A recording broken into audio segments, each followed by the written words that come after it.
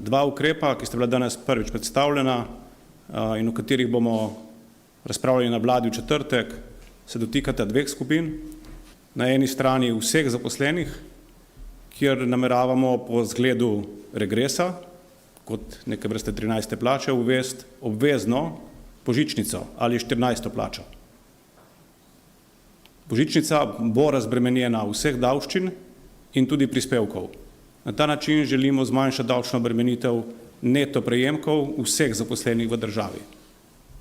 Istočasno pripravljamo tudi paket, s katerim bomo ponovno premislili obdavčitev na področju samostojnih podjetnikov, tako imenovanih normirancev, kjer tudi nameravamo spremeniti zakonodajo na način, da bo za podjetnike bolj ugodna od današnjega stanja.